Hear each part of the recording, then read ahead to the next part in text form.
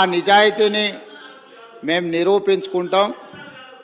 సత్యహరిశ్చంద్రుడు ఆ వంశంలోనే మేము ఉన్నాం. సత్యహరిశ్చంద్రుడు తర్వాత మా నాయకుడు చంద్రశేఖర్ రావే సత్యహరిశ్చంద్రుడు అవతారంలో కలియుగంలో జన్మించిండు. కాబట్టి మీరు ఎంక్వైరీకి ఆదేశాలు ఇవ్వండి అని చెప్పి ఆ సభ్యుడే అడిగిండు అధ్యక్ష. సో వారు నిజాయితీని నిరూపించుకోవడానికి వారు సత్యహరిశ్చంద్రుడి వంశమని తెలంగాణ సమాజానికి అంతా చెప్పుకోవాలని వారు అడిగినప్పుడు వారిని ఎందుకు బాధ పెట్టాలని చెప్పి ఛత్తీస్గఢ్ నుంచి కొనుగోలు చేసిన 1000 మెగావాట్ల విద్యుత్ ఒప్పందము, యాదాద్రి 260x4 1040 మెగావాట్ల భద్రాద్రి పవర్ ప్రాజెక్టు నిర్మాణం సబ్ క్రిటికల్ టెక్నాలజీ తోటి, అదేవిధంగా యాదాద్రి 4000 మెగావాట్ల విద్యుత్ ఒప్పందం బిహెచ్ఎల్కి ఇచ్చిన దానికి సంబంధించి వారు అడిగితేనే ఇదే సభలో చర్చ జరిగితే తమరి అధ్యక్షతన రాష్ట్ర ప్రభుత్వం ఆమోదించింది. ఎప్పుడైతే మేము ఆమోదించి విచారణకు జ్యుడిషియల్ ఎంక్వైరీ కోసం చీఫ్ జస్టిస్ ఆఫ్ తెలంగాణకు లెటర్ రాస్తే సిట్టింగ్ జడ్జిలను కేటాయించలేం, రిటైర్డ్ జడ్జిలతో మీరు విచారణ చేసుకోండి అని కోర్టు నుంచి మాకు సమాచారం అందిన తర్వాత జస్టిస్ ఎల్ నరసింహారెడ్డి గారిని మేము నియమించినాం అధ్యక్ష. వారు విచారణ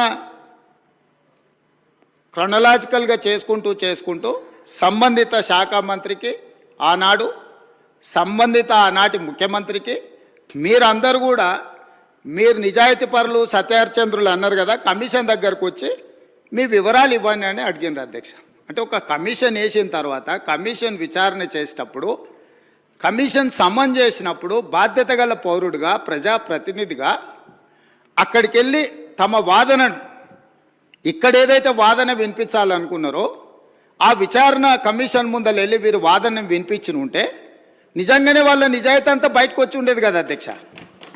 అక్కడికి వెళ్ళకుండా ఆ కమిషనే వద్దు, ఆ వ్యక్తే వద్దు, ఇవన్నీ వద్దని వాళ్ళే కోర్టుకు వెళ్ళిండ్రు. హైకోర్టు వాళ్ళ వాదనను తిరస్కరించింది.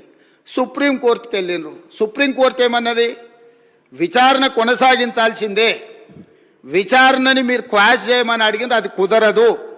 కాకపోతే మీకు అభ్యంతరం వల్ల ఆ కమిషన్ చైర్మన్గా వ్యవహరిస్తున్న వ్యక్తి పట్ల మీకు ఏమైనా అభ్యంతరాలు ఉంటే వ్యక్తిని మారుస్తున్నాము అని చెప్పి సుప్రీంకోర్టు మార్చడానికి ప్రభుత్వాన్ని కూడా అడిగింది. మీ ఆలోచన ఏందని? మాకేం ఆలోచన లేదు, ఏ వ్యక్తిని వేసినా సరే విచారణ జరగాలన్నదే ప్రభుత్వం ఆలోచన.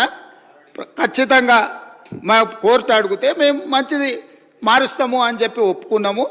వారు కోరుకుంటున్నారు కాబట్టి ఈరోజు సాయంత్రానికల్లా ఎవరిని వేయాలో ఆ విచారణ కమిషన్కు కొత్త చైర్మన్ కూడా ఈరోజు సాయంత్రం నియమిస్తాం అధ్యక్ష. ఇక రెండవ పాయింట్, వాళ్ళేదో తెలంగాణకు విద్యుత్ వెలుగులు తెచ్చినట్టు, తద్వారా తెలంగాణ అంతా దగదగా మెరిసిపోతున్నట్టు ఇంకెంతకాలం ఊదరగొడతారు అధ్యక్ష. ఈ తెలంగాణ రాష్ట్రం ఉమ్మడి రాష్ట్రంలో హైదరాబాద్ నగరంలో పెట్టుబడులు తీసుకురావాలని, ఈ పెట్టుబడుల ద్వారా ఈ ఆనాటి ఉమ్మడి రాష్ట్రానికి ఆదాయం పెరగాలని చంద్రబాబు నాయుడు గారు ముఖ్యమంత్రిగా ఉన్నప్పుడు 24 గంటల విద్యుత్తు ఇవ్వాలి ఈ ప్రాంతంలో అని ఒక నిర్ణయం తీసుకున్నారు. డాక్టర్ వైఎస్ రాజశేఖర రెడ్డి గారు వచ్చిన తర్వాత దాన్ని ఇంకా విస్తరించి ఐటీ కంపెనీలకు కానీ హైదరాబాద్ నగరానికి కానీ ఒక్క క్షణం కూడా విద్యుత్ కోతలు ఉండడానికి వీల్లేదు అని ఆనాడు తీసుకున్న నిర్ణయాల వల్ల నిరంతర విద్యుత్తు సరఫరా జరగడం వల్ల ఐటీ కంపెనీలు, ఫార్మా కంపెనీలు, hotel industry, food industry, sports అన్నీ నగరానికి వచ్చి ఈ నగరంలో ఒక అంతర్జాతీయ ఎయిర్పోర్టు, ఒక ఔటర్ రింగ్ రోడ్డు, హైటెక్ సిటీలు రావడం వల్ల హైదరాబాద్ నగరం విశ్వనగరంగా అవతరించి ఈనాడు తెలంగాణ రాష్ట్రానికి వస్తున్న ఆదాయంలో అత్యధిక భాగము ఆనాడు కాంగ్రెస్ పార్టీ యూపీఏ 1, యూపీఏ 2లో తీసుకున్న నిర్ణయాల వల్ల ఈ నగరానికి ఆదాయం పెరిగింది.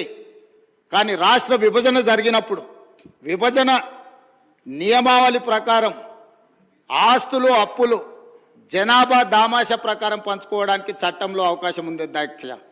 దాని ప్రకారమే 42% జనాభా ఉన్న తెలంగాణకు 42% అప్పులు, అదేవిధంగా 58% జనాభా ఉన్న ఆంధ్రప్రదేశ్కి 58% అప్పులు, ఆస్తులు, పంపకాలు జరిగినాయి.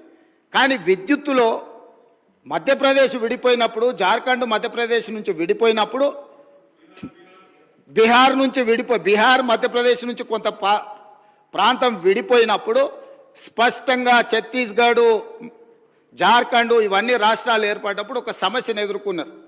ఆనాడు దిగ్విజయ్ సింగ్ గారు ముఖ్యమంత్రిగా ఉన్నప్పుడు చట్టంలో ఉన్న అంశం ఏంటంటే విద్యుత్తు ప్రాజెక్టులు ఏ ప్రాంతంలో విద్యుత్తు ఉత్పత్తి చేసే సామర్థ్యం ఉన్నదో అవి ఆ ప్రాంతానికే ఇచ్చేసే విధానం ఉంది చట్టంలో. తద్వారా ఆనాడు మధ్యప్రదేశ్ సీరియస్ పవర్ క్రైసిస్ని ఎదుర్కొన్నది. ఉత్పత్తి చేసేటివేమో కొత్తగా ఏర్పడ్డ రాష్ట్రానికి వెళ్ళిపోయినాయి. వినియోగం మొత్తం మధ్యప్రదేశ్లో ఉండడం వల్ల చాలా తీవ్రమైన విద్యుత్తు సంక్షోభాన్ని ఎదుర్కొన్నది. అదే సందర్భంలో ఉమ్మడి రాష్ట్రంలో కిరణ్ కుమార్ రెడ్డి గారు కట్టెపుల్ల పట్టుకొని మొత్తం ఇవన్నీ చెప్పిండు, విడిపోతే తెలంగాణ చీకటి అయిపోతుంది, ఎందుకంటే నియమావళి ఇట్లు ఉన్నది కాబట్టి ఇది అటు పోతుందని. అప్పుడు తక్షణమే తెలంగాణ ప్రాంతం నుంచి పార్లమెంట్ సభ్యులు ఇక్కడనే ఉన్నారు, పొన్నం ప్రభాకర్ గారు, రాజగోపాల్ రెడ్డి గారు, అదేవిధంగా వివేక్ గారు, వీళ్ళందరూ కలిసి నిజంగానే ఈ విధానం వల్ల తెలంగాణకు నష్టం జరుగుతుంది, ఈ ఉత్పత్తి చేసే సామర్థ్యం అంతా ఆంధ్రప్రదేశ్లో ఎక్కువ ఉంది, తెలంగాణలో తక్కువ ఉంది, అందుకే తెలంగాణ ఉద్యమం వచ్చింది కాబట్టి ఈ విధానంతో ముందుకు వెళ్తే తెలంగాణకు నిజంగానే చీకటి రోజులు వస్తాయి, దీన్ని సరిదిద్దాలి అని చెప్పి వీళ్ళందరూ కలిసి ఆనాడు కేంద్ర మంత్రి జైపాల్ రెడ్డి గారి దగ్గర వెళ్ళి కూర్చున్నారు. అధ్యక్ష, జైపాల్ రెడ్డి గారు అప్పుడు అందరితో చర్చించి తెలంగాణలో విద్యుత్ రంగ నిపుణులతో మాట్లాడి ఏం చేస్తే బాగుంటుంది అని అంటే ఒక సవరణ తీసుకురావాలి. ఏంది? ఉత్పత్తి ప్రాతిపదికన విభజన జరగకూడదు, వినియోగం ప్రాతిపదికన విభజన జరిగినప్పుడు ఉమ్మడి రాష్ట్రంలో తెలంగాణ ప్రాంతానికి అత్యధికంగా ఏదైతే విద్యుత్ వినియోగం జరుగుతున్నదో వినియోగ ప్రాతిపదికన మనకు విభజన జరిగితే తెలంగాణకి ఎలాంటి ఇబ్బంది ఉండదు అని చెబితే హుటాహుటిన జైపాల్ రెడ్డి గారు సోనియా గాంధీ గారి దగ్గరికి, మన్మోహన్ సింగ్ గారి దగ్గరికి వెళ్ళి హైదరాబాద్తో కూడుకున్న తెలంగాణ రాష్ట్రం ఇచ్చిన మనం తెలంగాణకు విద్యుత్తు ఒకవేళ కొరత ఏర్పడితే తెలంగాణ రాష్ట్రం అభివృద్ధి కుంటుపడుతుంది, కుప్పగూలుతుంది అని చెప్పి జైపాల్ రెడ్డి గారు వెళ్ళి కన్విన్స్ చేసి రాష్ట్రం ఏర్పడిన తర్వాత స్పీకింగ్ ఆర్డర్ ఇప్పించండి. అధ్యక్ష, విభజన చట్టంలో లేని, రాజ్యాంగంలో లేని ప్రత్యేకమైన మినహాయింపు ఒక్క తెలంగాణ రాష్ట్రానికి ఆనాడు ఇక్కడ ఉన్న ఎమ్మెల్యేలు, ఆనాడు ఎంపీలుగా పోయి జైపాల్ రెడ్డి గారితో మాట్లాడితే జైపాల్ రెడ్డి గారు కేంద్ర మంత్రిగా ప్రధానమంత్రి మన్మోహన్ సింగ్ గారిని, యూపీఏ చైర్పర్సన్ సోనియా గాంధీ గారిని ఒప్పించి వినియోగం ప్రాతిపదికన 53.46% అంటే దాదాపుగా 54% తెలంగాణ రాష్ట్రానికి, 46% ఆంధ్రప్రదేశ్ రాష్ట్రానికి. వాస్తవంగా ఉత్పత్తి సామర్థ్యం ప్రకారం చూసుకుంటే 36% తెలంగాణలో ఉండే, 64% ఆంధ్రప్రదేశ్లో ఉండే. విభజన చట్టం ప్రకారం తెలంగాణకు 36% వచ్చే విధంగా, ఆంధ్రప్రదేశ్కి 64% వచ్చే విధంగా ఉంటే జైపాల్ రెడ్డి గారు తీవ్రమైన కృషి చేసి తెలంగాణ రాష్ట్రానికి 53.46% ఇప్పించి కేంద్ర ప్రభుత్వాన్ని నుంచి ఆదేశాలు ఇప్పించి ఆనాడు తెలంగాణ రాష్ట్రాన్ని చీకట్ల నుంచి కాపాడింది. అధ్యక్ష, ఇక్కడ కూర్చున్నోళ్ళు పొంకనాలు కొడుతున్నోళ్ళు ఎవడేం చేయలే. అదేవిధంగా ఆనాడు నేను తెలుగుదేశంలో ఉన్న ఎమ్మెల్యేగా ఇదే సభలో ఇక్కడనే చంద్రశేఖరరావు గారు ముఖ్యమంత్రిగా ఉంటే అక్కడ ప్రతిపక్ష నాయకుడిగా విద్యుత్తు మీద చర్చ జరిగింది. ఆనాడు సమాధానం చెప్పలేక తెలంగాణకు చీకటి రోజులని పేపర్లు కింద కొట్టి ఆనాడు స్పీకర్ గారికి ఇక్కడి నుంచి హుకుం జారీ చేసి మార్షల్స్ను పెట్టి నా నీడ్చి బయట పడేపించింది. అధ్యక్ష, రికార్డులు తీయండి. 2014-15 సందర్భంగా ఆనాడు ఇదే సభలో జరిగిన చర్చలో చంద్రశేఖరరావు గారు ఏ విధంగా సభను తప్పుదో పట్టిస్తుండు, ఏ విధంగా ప్రజల్ని మభ్యపెడుతుండు, ఏ రకంగా కాంగ్రెస్ పార్టీ ఆ రోజు నేను తెలుగుదేశంలో ఉన్నా నేను స్పష్టంగా చెప్పిన ఆ రోజు రికార్డులు తీయండి. అధ్యక్ష, మీరు సభను వాయిదాయండి, అవసరమైతే ఆ రికార్డులు తీద్దాం. నేను ఆ రోజు చెప్పిన సోనియా గాంధీ గారి దయ వల్ల, జైపాల్ రెడ్డి గారి కృషి వల్ల తెలంగాణ రాష్ట్రానికి ఈ విద్యుత్ సంక్షోభం నుంచి గట్టెక్కింది. నేను తెలుగుదేశం ఎమ్మెల్యేగా ఉన్నా వాస్తవాలను చెప్పాలి అని చెప్పి అక్కడి నుంచి నేను తెలుగుదేశం ఎమ్మెల్యేకి ఈ సభలో మాట్లాడితే ఈ సభ్యుడు వాళ్ళని పొగడతాడా, మార్షల్స్ని పెట్టి ఈడ్చి బయట పడేయండి, నన్ను ఈడ్చి బయట పడేపించండి. అధ్యక్ష, ఈరోజు మీ ద్వారా తెలంగాణ సమాజానికి ఈరోజు నేను చెప్పదలుచుకున్న అధ్యక్ష, ఆ రకంగా తెలంగాణ రాష్ట్రాన్ని విద్యుత్ సంక్షోభం నుంచి ఆనాడు జైపాల్ రెడ్డి గారు, సోనియా గాంధీ గారు, మన్మోహన్ సింగ్ గారు కాపాడినరు. ఆ తర్వాత ఉమ్మడి రాష్ట్రంలో తీసుకున్న నిర్ణయాల వల్ల భూపాలపల్లిలో ఉన్న 1200 మెగావాట్లు కానీ ఇతర ప్రాంతాలలో ఆనాడు ఉమ్మడి రాష్ట్రంలో ప్రారంభించిన పవర్ ప్రాజెక్టులు తెలంగాణ రాష్ట్రం వచ్చిన తర్వాత ఉత్పత్తిలోకి వచ్చినాయి కాబట్టి అడిషనల్ పవర్ మొత్తం మనకు యాడ్ అవ్వడం వల్ల తెలంగాణలో విద్యుత్ సంక్షోభాన్ని నుంచి మనం బయటపడ్డాం. అధ్యక్ష, ఇవాళ నేను సూటిగా సవాలు విసురుతున్నా. ఆనాడు 7,000 చిల్లర మెగావాట్లు ఉంటే మేము 19,000 చిల్లరకి తీసుకెళ్ళినామని. ఎవరు అధ్యక్ష? వీళ్ళ తాతలు ఏమన్నా ఉత్పత్తి చేసిరా, వీళ్ళేమన్నా చేసిరా? సోలార్ పవర్ ప్రాజెక్టులో 5,600 మెగావాట్లు ఈరోజు చెప్పుకుంటారు కదా. ప్రైవేటు పెట్టుబడులు ప్రైవేట్ వాళ్ళు తీసుకొచ్చి పెట్టింది అధ్యక్ష. రాష్ట్ర ప్రభుత్వానికి అనాపైస సంబంధం లేదు. 10 సంవత్సరాలు వీళ్ళ ఏలుబడిలో సోలార్ పవర్ ఓన్లీ 1 మెగావాట్ అధ్యక్ష. సిగ్గు లేకుండా ఇంకా కూడా మేము విద్యుత్తును ఉత్పత్తి చేసామని అబద్ధాలు చెప్పి సభను తప్పుదోవ పట్టించే ప్రయత్నం చేస్తున్నారు అధ్యక్ష. అదేవిధంగా అధ్యక్ష, ఇవాళ బిహెచ్ఎల్కు మేము నామినేషన్ పేజ్ మీద ఇచ్చినాం. గవర్నమెంట్ టు గవర్నమెంట్ ఇస్తే కమిషన్లు వస్తాయా? ఇది పద్ధతేనా? మీరు ఎక్కడ గండి కొట్టిరు, ఎక్కడ బొక్కిండ్రు, ఎక్కడ మెక్కిండ్రు మాకు తెలియదు అనుకుంటున్నారు అధ్యక్ష. మేమేం చదువుకోకుండానే ఇక్కడికి వచ్చినాం అనుకుంటురా అధ్యక్ష? బిహెచ్ఎల్కు ఉన్న కెపాసిటీ, ఎలక్ట్రో మెకానికల్ ఎక్విప్మెంట్ ఉత్పత్తి చేసే సామర్థ్యమే ఉంది. బిహెచ్ఎల్కు civil balance of plant work అంటారు. అంటే సంస్థ ఒక విద్యుత్ ఉత్పత్తి చేయాలంటే బ్రాయిలర్స్ మెకానికల్ ఎక్విప్మెంటే కాదు అధ్యక్ష, సివిల్ వర్కులు ఉంటాయి. సివిల్ వర్క్లు అంటే ప్లాంట్ను ప్రిపేర్ చేయడం కానీ, తెచ్చిన మిషన్లు ఫిట్ చేయడం కానీ, దాని కాంపౌండ్ కానీ, దాని రూఫ్ కానీ, సరే అక్కడ ఉండే ఎంప్లాయీస్ క్వార్టర్స్ కానీ, ఇవన్నీ.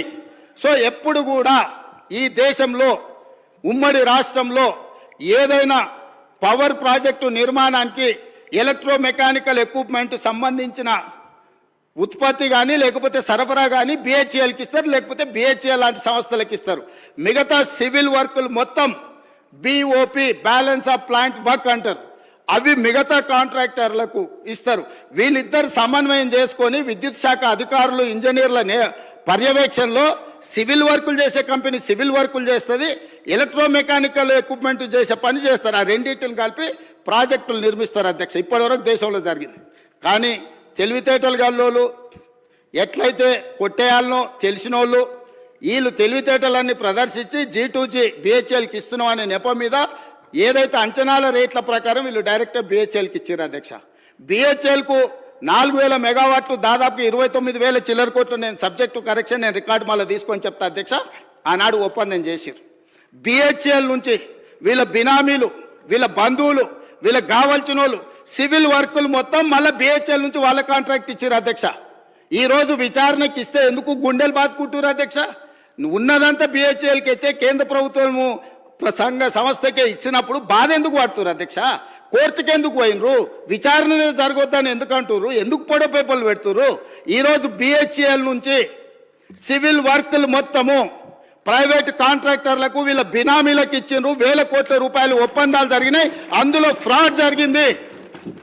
చివరికి సరఫరా చేసే కంకర కా నుంచి, ఇసుక కా నుంచి, వాచ్మెన్ల కా నుంచి వాళ్ళ పార్టీ నాయకులకు, పార్టీ ఫిరాయించిన మాజీ ఎమ్మెల్యేలకు అప్పచెప్తే కోమటిరెడ్డి వెంకటరెడ్డి గారు అక్కడికి వెళ్ళి యాదాద్రి పవర్ ప్లాంట్ విజిట్ చేసి దోపిడీ ఏ విధంగా జరుగుతుందో ఆనాడు కాంగ్రెస్ పార్టీ ఎమ్మెల్యేగా ఉన్న వ్యక్తిని బెదిరించి లేకపోతే అతనికి ఆ ఒప్పందాల పనులు అప్పచెప్పి ఏ రకంగా వీళ్ళు దోపిడీకి పాల్పడ్డారో ఈరోజు విచారణలో బయటకు వస్తుందని చెప్పి ఈరోజు ఊకదంపుడు ఉపన్యాసాలు ఇచ్చి ప్రజల్ని మభ్యపెట్టే ప్రయత్నం చేస్తున్నారు అధ్యక్ష. అదేవిధంగా అధ్యక్ష, మేము మీకు ఇక్కడ ఒక ఇది నేను చెప్పదలుచుకున్నాను అధ్యక్ష.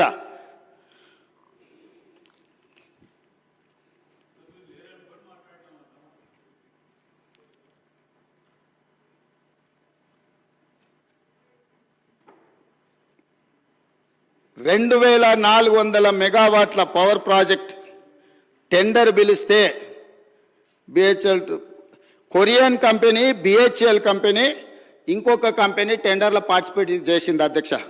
జార్ఖండ్లో 18% లెస్. సేమ్ తెలంగాణలో ఏ తారీఖు నాడైతే అంచనా రేట్లకు తెలంగాణ ప్రభుత్వం బిహెచ్ఎల్కు కాంట్రాక్ట్ ఇచ్చిందో సేమ్ సమయంలో, నేను తారీఖు కూడా మీకు చెప్తా అధ్యక్ష, 2017 అధ్యక్ష, జూలై 18, 2017 సేమ్ సందర్భంలో జార్ఖండ్ ప్రభుత్వము క్లియర్గా 2,400 మెగావాట్ల విద్యుత్తు ఉత్పత్తి చేసే టెండర్ పిలిస్తే, సూపర్ క్రిటికల్ టెండర్ మీద వాళ్ళు టెండర్ పిలిస్తే బిహెచ్ఎల్, దుసాన్ అనే కొరియన్ కంపెనీ, ఎల్ఎన్టీ కంపెనీ 3 టెండర్ల కాంపిటీషన్లో పాల్గొన్నాయి అధ్యక్ష.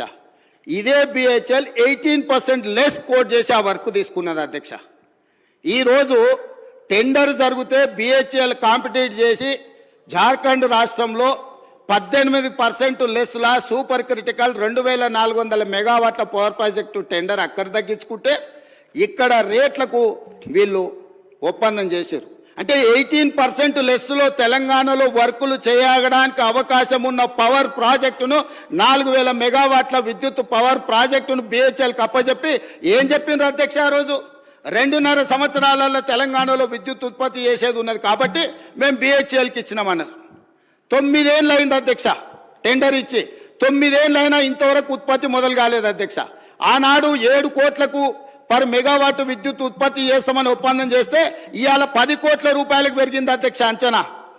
కొన్ని వేల కోట్ల రూపాయల కుంభకోణం జరిగింది. కుంభకోణానికి కారణం అక్కడ మాట్లాడేటైనా వాళ్ళ గురువు గారు దోపిడీకి ఏ విధంగా మొత్తం రాష్ట్రాన్ని జొర్రేయచ్చో, ఏ విధంగా దోసుకోవచ్చో వీళ్ళు చేసిన ప్రయత్నాలను, అది జార్ఖండ్ ఛత్తీస్గఢ్ నుంచి పవర్ పర్చేజ్ అగ్రిమెంట్లో జరిగిందేంది, యాదాద్రి భద్రాద్రిలో సబ్ క్రిటికల్ టెక్నాలజీ, గుజరాత్కు సంబంధించిన ఇండియా బుల్ అనే కంపెనీ సబ్ క్రిటికల్ టెక్నాలజీతోని 1000 మెగావాట్స్కు పర్చేజ్ అగ్రిమెంట్ ఇచ్చింది అధ్యక్ష బిహెచ్ఎల్కు.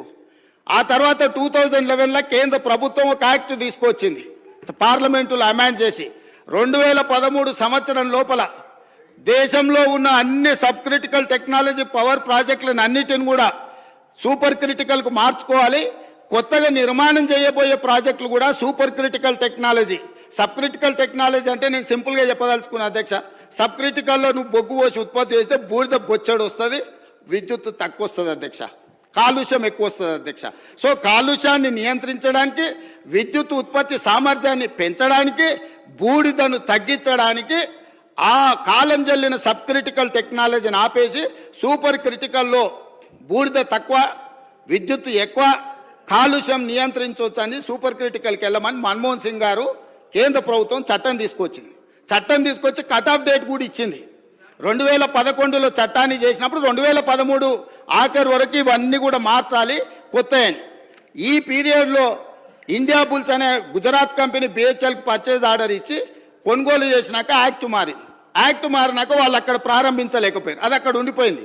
వాళ్ళు వెనక్కి బిహెచ్ఎల్ను మేము కట్టిన పైసలు మాకు వాపస్ ఇవ్వండి అని అడిగినారు. అప్పుడు బిహెచ్ఎల్ ఏమన్నది, మీరు పర్చేజ్ ఆర్డర్ ఇచ్చిండ్రు, మేము ఆల్రెడీ మిషన్లు తయారు చేసి ఆడ పెట్టినాం, ఇప్పుడు మీ డబ్బులు మీకు వెనక్కి ఇవ్వడానికి లేదు, మిగతా బ్యాలెన్స్ కూడా మాకు కట్టాల్సిందని వాళ్ళు అన్నారు.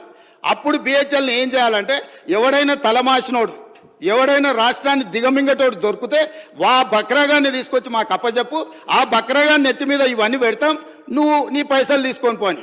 అప్పుడు ఆ బక్రా ఎవరైనా అంటే అక్కడ మాట్లాడితే ఆయన అయిండు కమిషన్ల కక్కుర్తి పడి ఇండియా బుల్ నుంచి